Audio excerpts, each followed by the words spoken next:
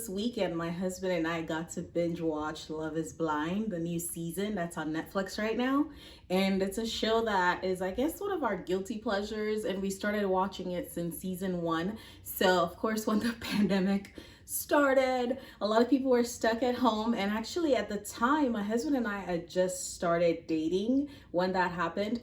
And so we couldn't go out much at all. We were kind of restricted. And so we'll just have little dates at each other's apartments and hang out and just get to know one another, which was great because we had all the different many things and distractions that could happen gone and taken away because of the pandemic. So we really just got to know one another and watch a lot of shows and just get to see how we interact in those types of ways. And Love is Blind was one of the shows that we got to binge watch during the first season. And of course, like I think I suggested it too because some people were saying that Lauren and Cameron reminded them of my husband and I a lot. And so we got to watch it because I'm like, well, how do people see us? And honestly, I think it's because, Cameron's white and Lauren's black and my husband and I are black and white. And so I think that's really why. But I thought Lauren and Cameron are super cute and they were definitely made for each other.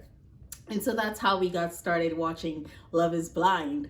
And so we've gotten to see all the other seasons that have come out over the years. And so what I wanted to talk about in this video is love really blind?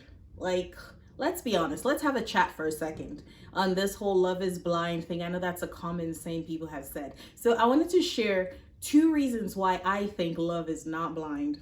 You may disagree with me. You may agree with me, but hear me out. Okay? All right. So, and I'm going to be looking to the side because I took a few notes because I just want to make sure I have a clear head as I'm sharing this. But the first reason why I think love is not blind is because, let's be honest, we all have preferences. I remember when I was younger and a teenager and stuff like that growing up. I remember I was like 15, 16 or whatever. And people were like, who are you attracted to? What kind of guys do you like? And I used to say, oh, I don't have any preferences or anything like that. And then as I got older, I look back on the people whom I was attracted to or whom I dated. I'm like, oh, maybe I do have a type, but we all have preferences. And I think that's completely fine. However, it's not okay because you have a preference, you have to make others feel badly about what they look like because they may not be a preference.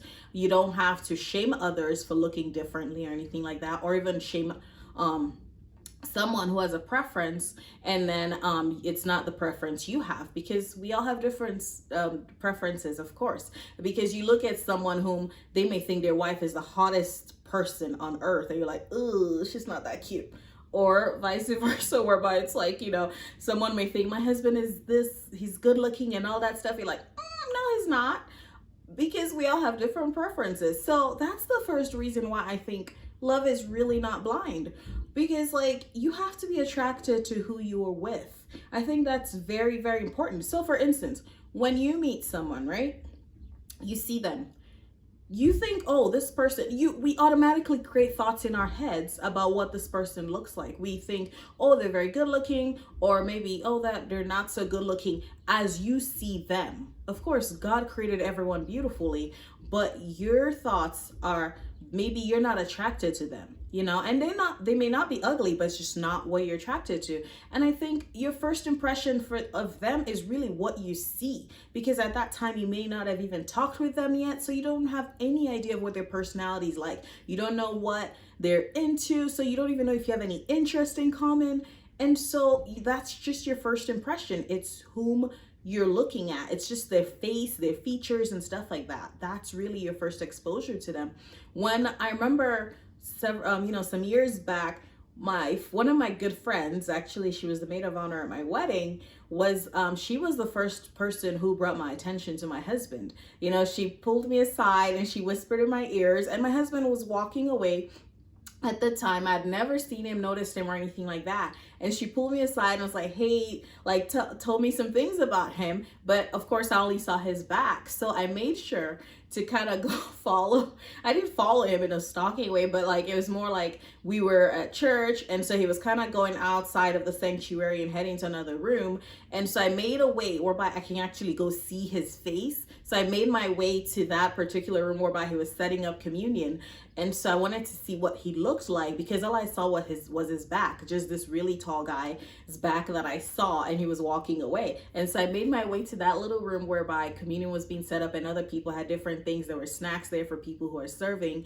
And so I said hello to him, and then I got to see his face. I got to see what he looked like from the front. And then from just seeing him like that, I'm like, ooh, he's really cute. Like, I'm attracted to him, and he's a good looking man. And then of course I walked away, and we said hello to one another and stuff like that. Just, that was it. And I pretended I needed to get something from the room. And then I left. But that was my first impression of him. And would I have given my husband a chance if I was not attracted to him at that time? Maybe.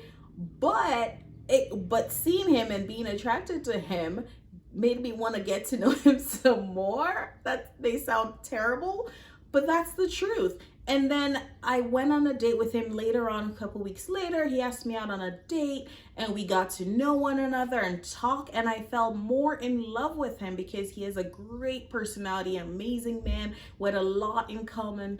We have, you know, our values and morals and all that stuff are similar, our love for Jesus. And so I got to grow in love with him more and more. But my first impression of him was he's hot. That was it. And so that's why I say, in that situation, I'm just saying, I don't think love is blind in that situation, because that really matters. You know, people say, oh, you have to fall in love with personality. That's really what matters the most. But I don't know. I think it matters a lot too of what you see and whom you're attracted to. Because on the show Love is Blind, we see that some of these couples, they really connect when they're in the pods, right? And then when they get engaged to this person, they really connect on so many levels.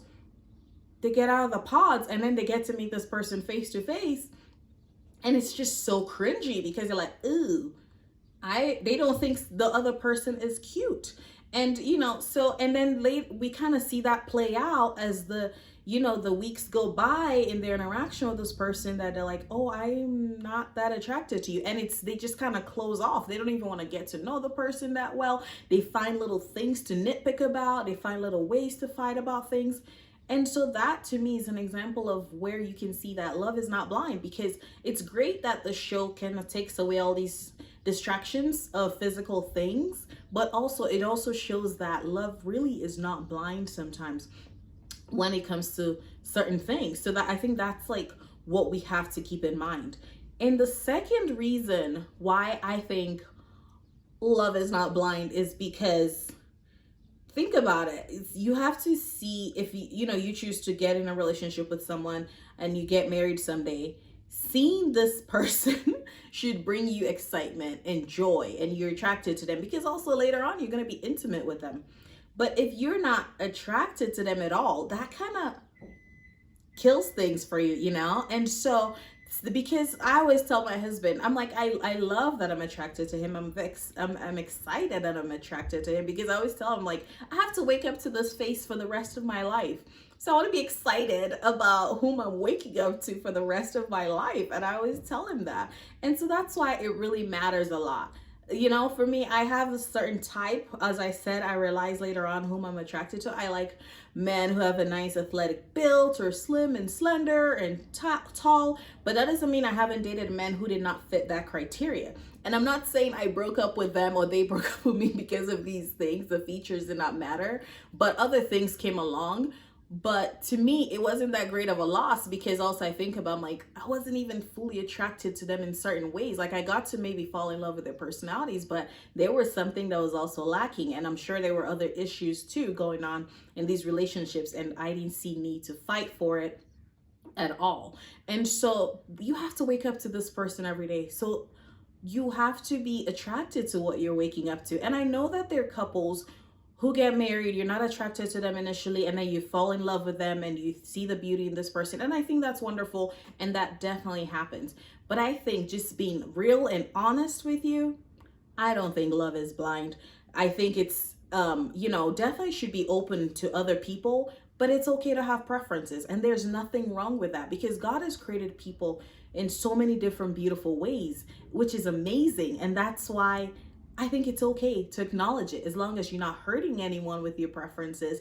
It's not something that can be volatile or harmful in any way, but I think it's okay to have preferences. Like, I have my preference in whom I want. I praise God that that's whom I'm married to. I'm very much in love and very much attracted to my husband. And there are other people out there who have the same. And then, you may see someone and say, oh my goodness, their husband's not good looking, but to the woman, she thinks he's the greatest looking man on earth, and that's what matters the most. And so, yeah, so let me know your thoughts in the comments. Do you think love is blind, or love is really not blind as people may say it is?